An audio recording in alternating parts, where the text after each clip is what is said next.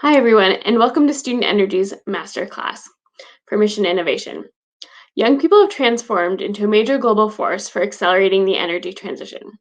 They're organizing climate movements, pushing their employers and communities to take action, and influencing major brands as consumers. But there's still currently a large disconnect between millennials, Gen Z, and the governments that represent them when it comes to climate and energy.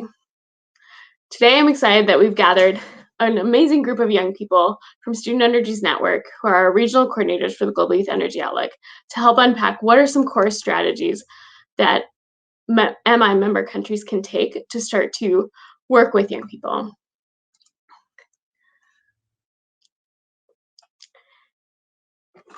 The Global Youth Energy Outlook research so far has shown us that only 10% of young people under 30 have been engaged by their governments in climate conversations or in conversations on opinions about energy.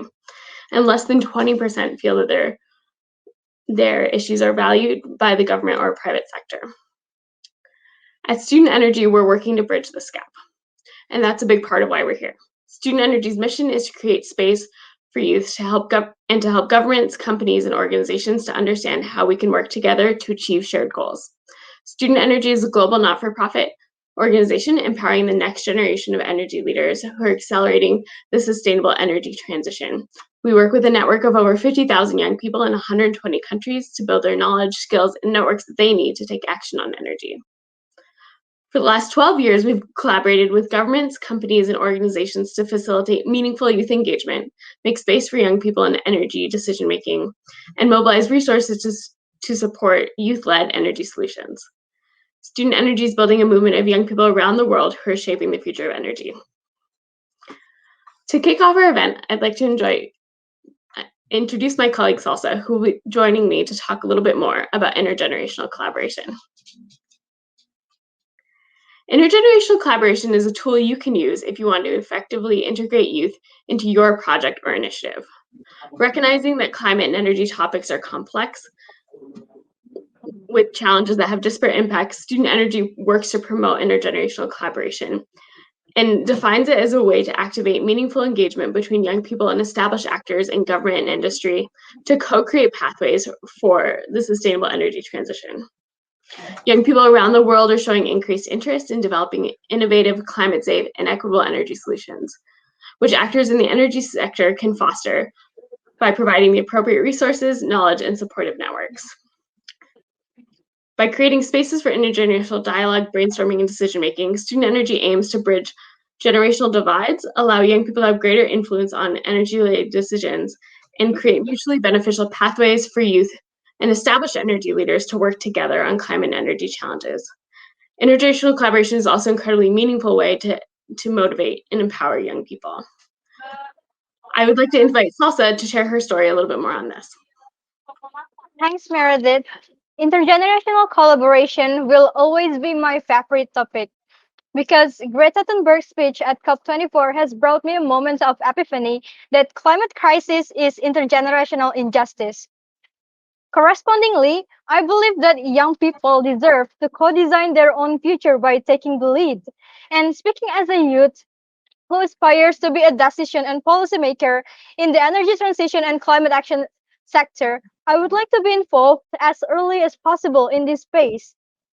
I believe intergenerational collaboration is the answer when it comes to empowering and shaping future energy and climate leaders. Having been engaged with Student Energy and its partners for a couple years, for once, I feel like my aspirations are being heard. I used to think that key leaders in this sector were out of my reach, but gradually I have observed that the invisible walls are starting to lower down. I had the honor to attend both the IRENA Youth Forum this year and last year, as well as the SE for All Youth Summit this year. And I noticed that international organizations have started recognizing the importance of including youth in the decision making equation, but not yet from the government actor.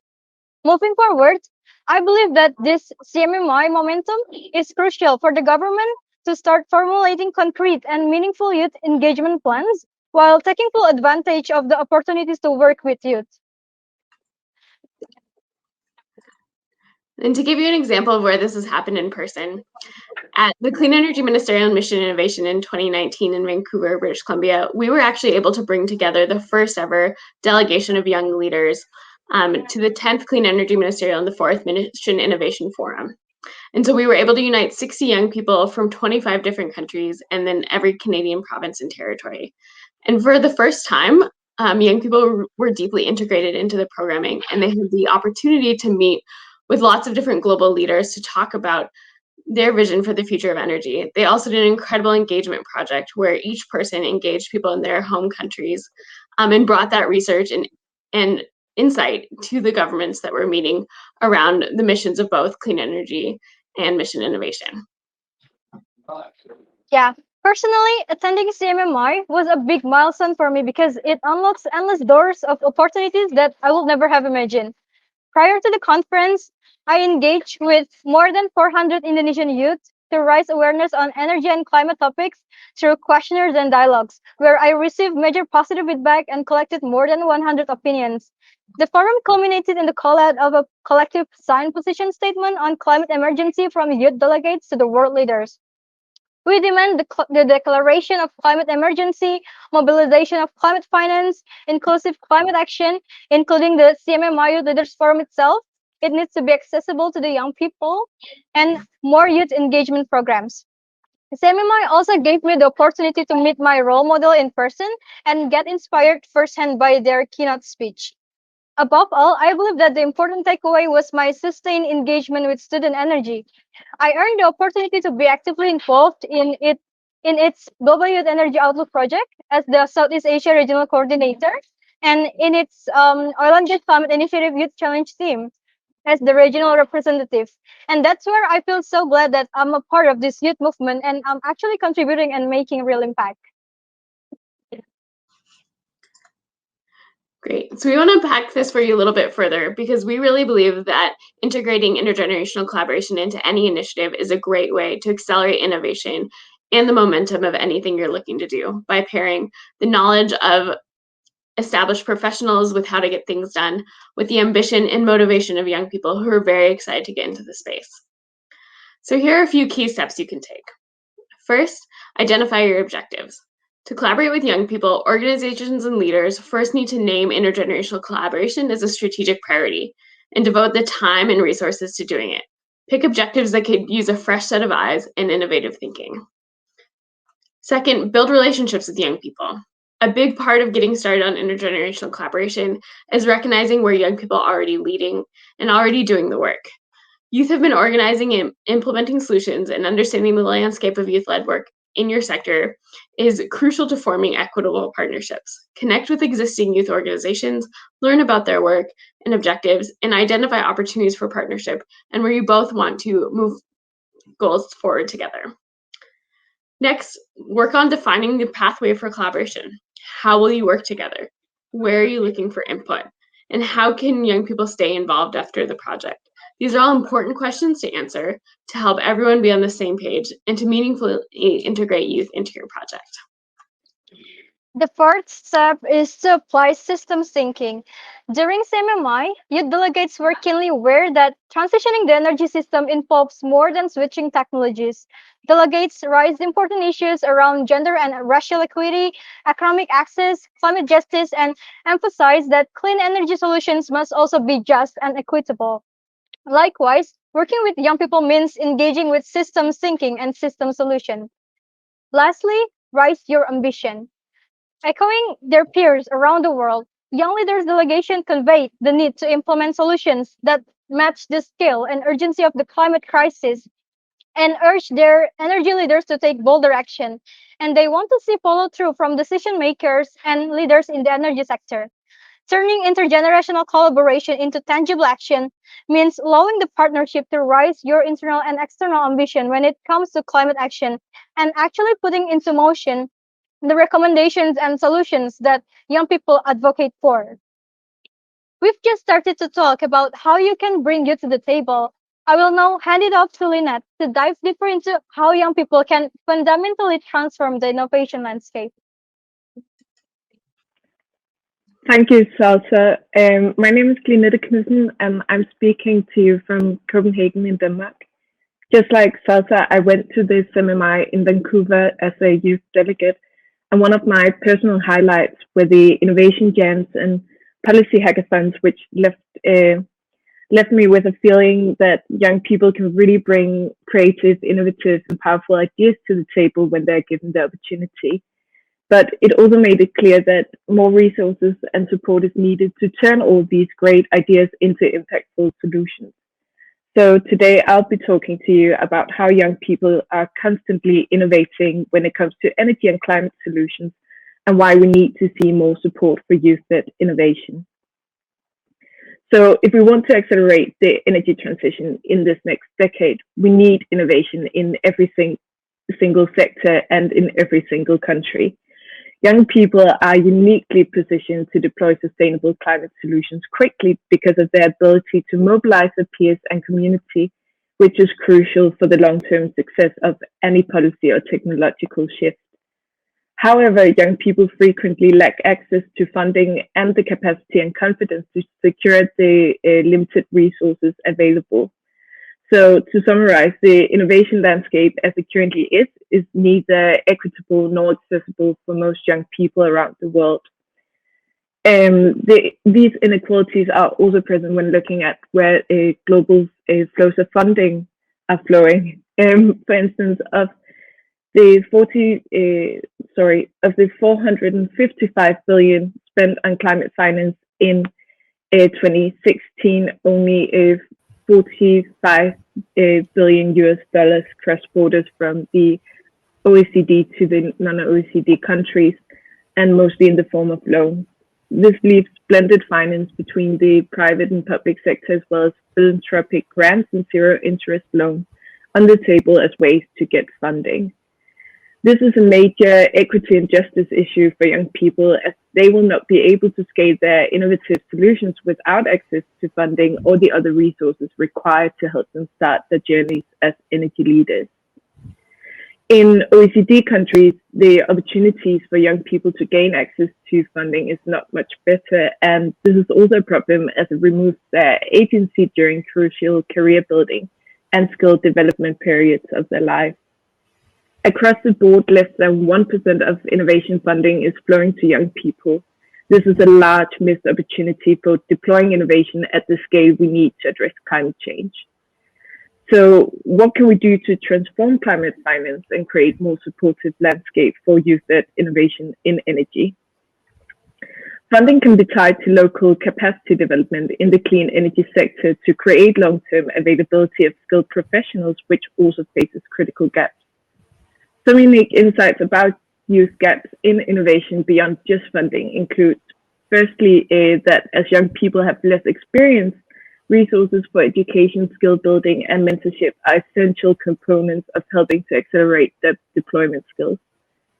Secondly, most young people can articulate their goals better verbally than in a written proposal, so it is necessary to provide multiple avenues for young people to apply for funding, especially if English is not the first language. Thirdly, many youth-led groups, because of a limited track record, focus their proposals on the activities to be carried out based on what they know would work for young people, but the outcomes may change over time as projects and methodologies for reaching young people evolve. Therefore, you should allow for flexibility in these proposals and work with youth on the shared outcomes you want to achieve. Lastly, young people's organizations are also at a disadvantage when it comes to joining networks that are often required for receiving validation and funding. It is important to recognize that they may not have the same track record as other groups, but they should be given the same opportunities to participate regardless. I'll now invite my colleague Joshua to give an example of what this looks like in the Philippines. Thanks, Lynette. I'm Joshua Miguel Lopez, a regional coordinator for Southeast Asia for the Global Youth Energy Outlook. Hello from Manila, Philippines. Accelerating the energy transition is a role that youth can best fulfill. We, the youth, have the creativity and passion for change necessary for all the rethinking and restructuring of our present energy systems. but there are certain barriers that limit the youth's capacity to lead energy innovations. Let me share with you our experience in Reboot Philippines. Reboot is a youth-led organization featured in the Youth Sustainable Energy Hub, whose goal is promoting a just and democratic energy transition in the Philippines through transdisciplinary approaches. Our network of youth volunteers have been implementing different programs even in the midst of this pandemic. We were even able to prepare project proposals to find renewable energy applications for serving 17 communities, ranging from seaweed drying boats for a fisherfolk community, a solar-powered e-learning center for a mountain community, a climate and energy learning program conducted through the village public address system, fuel briquettes for an indigenous people's corn farming community, to milk processing, to even fish sauce. But despite all the creativity and research work that it took, only the first 3 projects listed in the slides were implemented. Having implemented projects for only 3 communities out of 17 seems like another bleak story from a country in the global south. But I'd like to emphasize the opposite, that it's actually remarkable that the projects even happened in the first place, despite the pandemic and despite the lack of support from international grant-giving agencies or international financing institutions. Here are some insights from our experience in Reboot.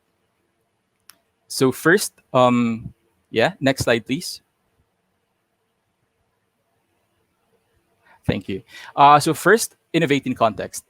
These projects were implemented because the technology was appropriate and designed to fit local needs and opportunities. The projects built on lead user innovations and made the best use of skills and materials already available locally.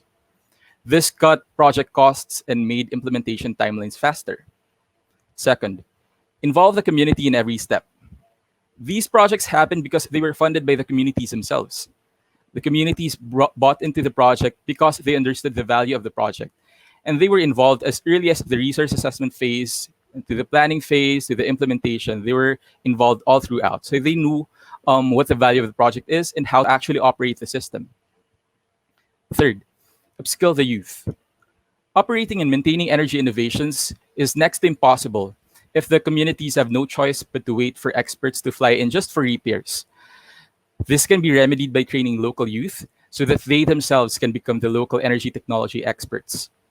The combination of their theoretical foundations through the training and practical experience can become seeds for further innovation. And then fourth, support youth-led innovations. These projects were done by volunteers with limited resources and no mentorship. If Reboot Philippines was able to make such an impact without any support, imagine what we could have done with dedicated resources and support.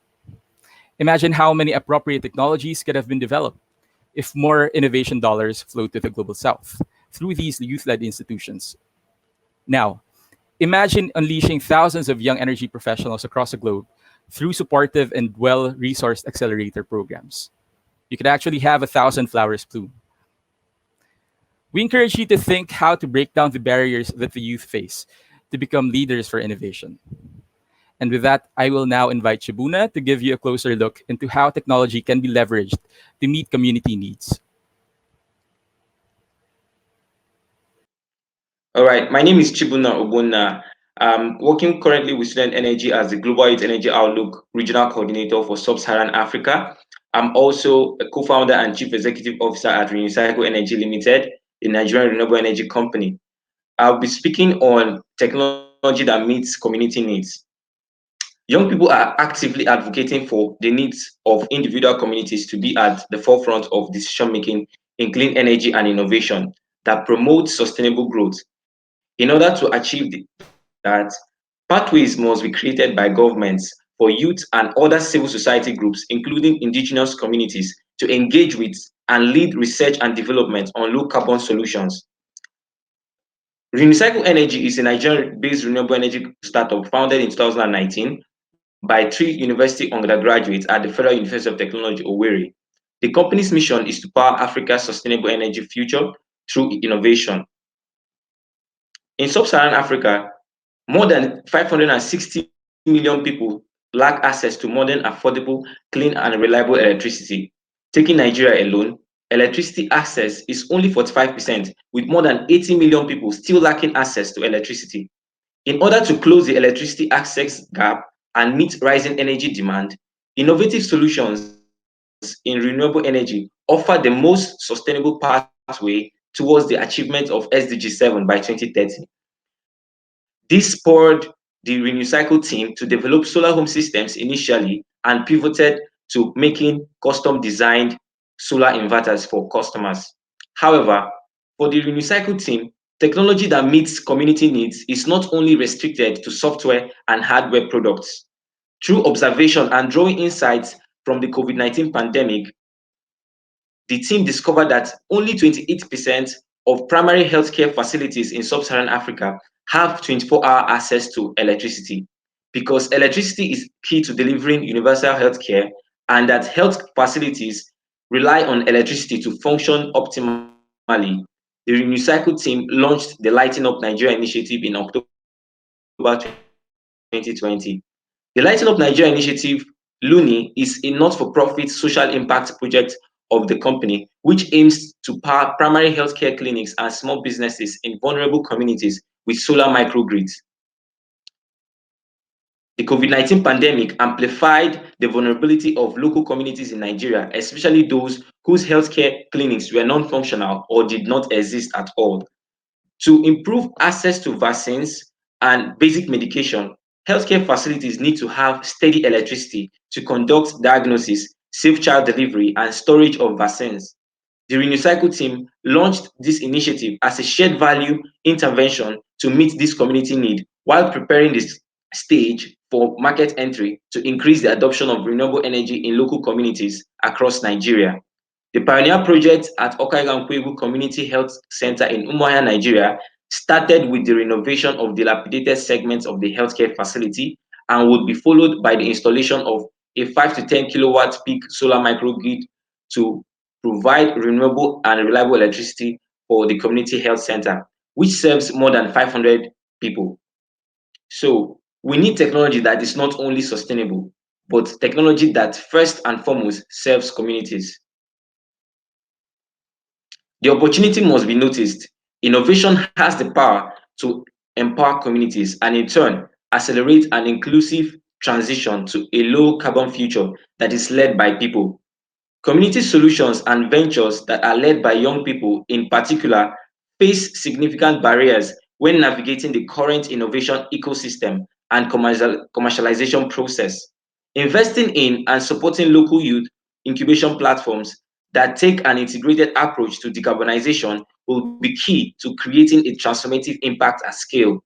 Community needs in low carbon innovation will be noticed when structural changes in our energy systems becomes evident. Here is how you can help deploy technology that meets community needs.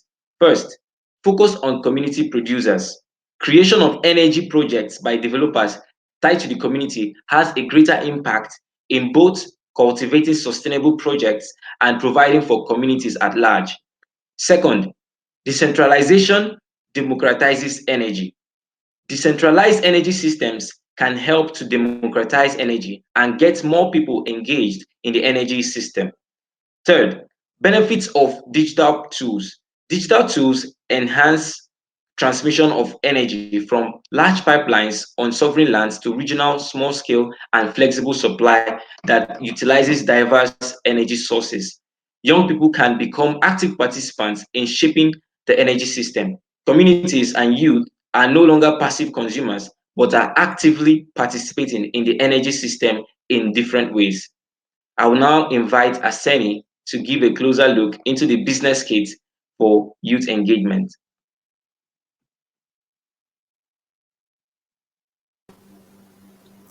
Hello, everyone. My name is Arseniy Kirgizov-Barsky. I'm speaking to you from Moscow, Russia. And apart from my activities in student energy, I've also been involved in the work of BRICS Youth Energy Agency and GIMO Arctic Student Research Club as assistant chairman of these two organizations, and bring sustainable development agenda to the activities of these two organizations. So let's take a closer look at business case for youth engagement. As we watch the Opportunity Youth movement take hold, the question to ask is, are senior executives and HR managers doing enough to tap into the benefits of hiring opportunity youth at a scale that will truly influence both bottom lines and the number of employed opportunity youth. There is a large opportunity to build a diverse, talented workforce for our energy future, but it has to start with the engagement of young people today. Currently, only 20% of the energy workforce is women, and the average age of the energy industry is 55. As young people are beginning to enter the workforce, they are not attached to specific technological solutions, methods, or conventional sectoral thinking. This makes young people more receptive to companies facing changes to their business model as they adapt to evolving sectors. Young people with inherent digital skills themselves bring new and transformative technologies, innovation, and changes to business as usual. The opportunity of technological financial innovation is perceived as an opportunity for young people to contribute their ideas and efforts. There is a need for stakeholders to work together and build coalitions with young people who can contribute to the solutions needed to accelerate the transition. The transition is viewed by youth as not only an effort to reduce the greenhouse gas emissions, but also to address other social development issues that will ensure a resilient future.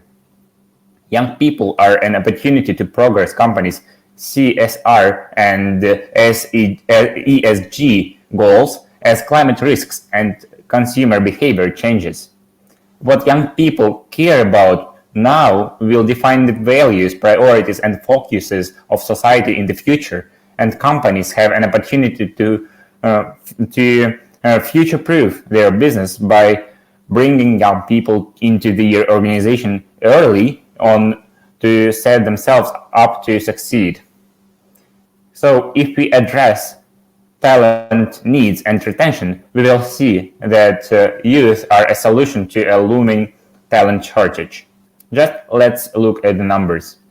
Renewable energy jobs grew to 11.6 million last year alone. 42 million jobs are projected in the sector by 2050.